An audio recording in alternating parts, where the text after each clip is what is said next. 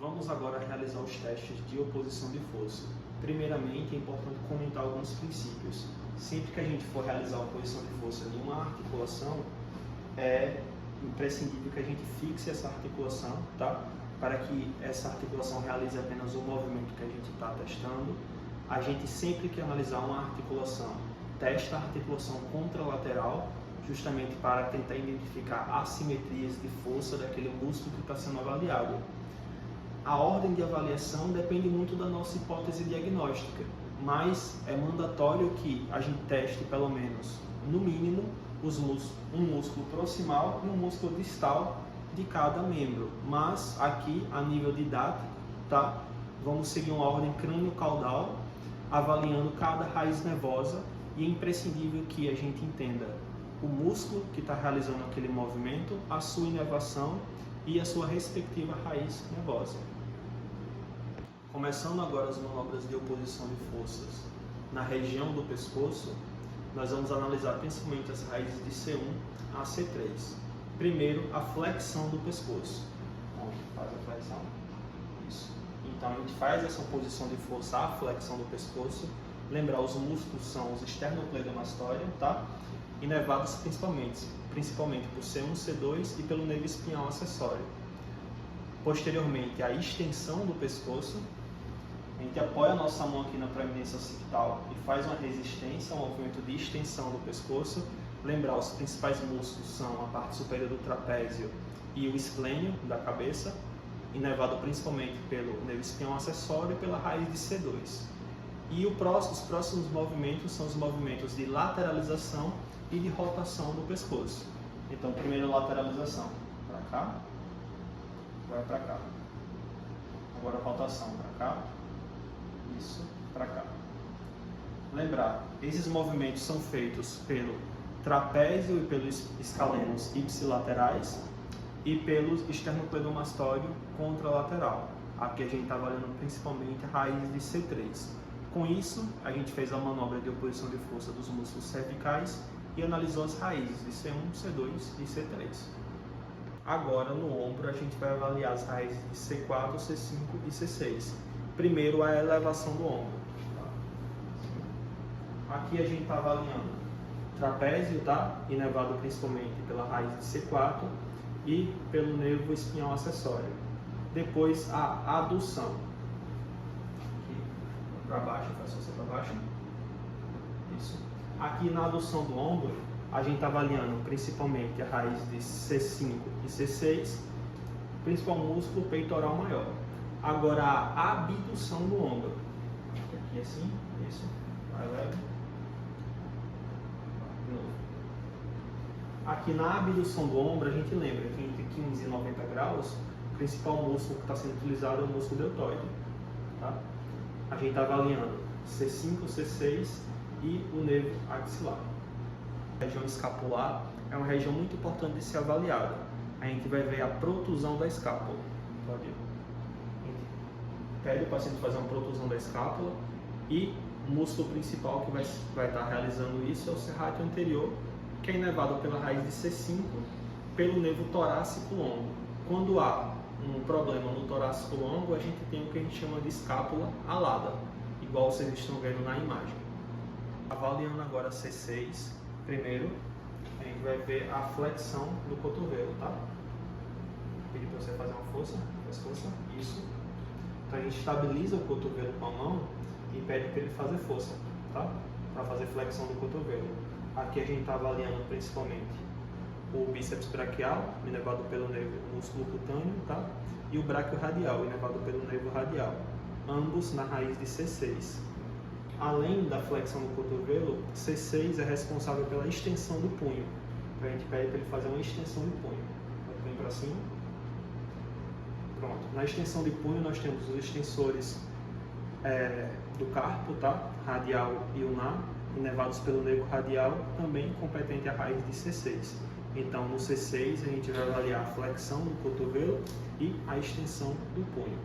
Agora, C7.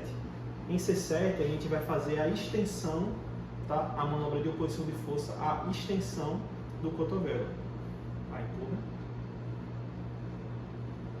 Pronto. Aqui na extensão do cotovelo a gente está avaliando o tríceps, tá? Inervado pelo nervo radial, e a gente vai fazer a flexão do punho. Tá? Força, força, tá? Que é feita também pelos músculos flexores do carpo, radial e ulnar. Aí a gente avalia a raiz de C7. Aqui nas mãos a gente avalia primeiro C8, que é responsável pelos flexores dos dedos, e tem duas maneiras da gente fazer essa testagem. Primeiro dessa forma aqui, ó, puxa, tá? E a segunda forma é pedir para o paciente apertar os seus dois dedos, prender e você tentar puxar, tá? Então dessa forma a gente avalia C8, os flexores dos dedos. C9 é responsável pelos extensores dos dedos. Então, bota o dedo para cima. Avaliando os extensores dos dedos, a gente está avaliando C9. E T1, a gente vai fazer a abdução do dedo mínimo. T1 é responsável pela abdução do dedo mínimo. Então, a gente vai pedir para ele colocar o dedo mínimo para fora e ver se ele consegue ter força nessa abdução. Dessa forma, a gente testa C8, C9 e T1. Agora, nos membros inferiores, vamos testar primeiro as raízes de L1 e L2, principalmente L2, que é responsável pela flexão do quadril. Nós temos o músculo iliopsoas, que vai fazer a flexão do quadril, e é inervado principalmente pelo nervo femoral. Então, faz uma flexão, e a gente faz uma oposição de força a essa flexão. Tá? Então, testamos L1 e principalmente L2. Agora as raízes de L3 e L4. Primeiro, nós temos a extensão do joelho. Aqui para cima. A gente faz a oposição à extensão do joelho. A gente está avaliando principalmente o quadríceps, que é inervado pelo nervo femoral. Além da extensão do joelho, a raiz de L3 e L4 é responsável pela dorsiflexão do pé. Então, aqui no pé do paciente, coloca o pé para cima. A gente faz a oposição de força à dorsiflexão do pé. Lembrar o músculo tibial anterior, que é inervado pelo nervo fibular. Por isso que quando nós temos a lesão do nervo fibular, o paciente tem um pé caído, porque ele não consegue fazer a dorsiflexão. Tá? Aí vai surgir aquela marcha escavante. Então, L3 e L4. Já para fazer a testagem de L5, L5 é responsável pela extensão do hálux. Então aqui no hálux a gente pede para ele colocar o dedão para cima, tá? O hálux para cima, pronto, e a gente está avaliando L5. Agora, S1 é responsável primeiro pela flexão plantar do pé, coloca o pé para baixo, força, flexão plantar do pé, tudo bem, principalmente os músculos do tríceps sural, o gastrocnêmio sóleo, inervado pelo nervo tibial anterior, e pela eversão do pé para fora, principalmente os músculos fibulares, tudo bem? E por fim, S2 é responsável pela flexão do joelho. Então, para baixo, faz a força para baixo, isso.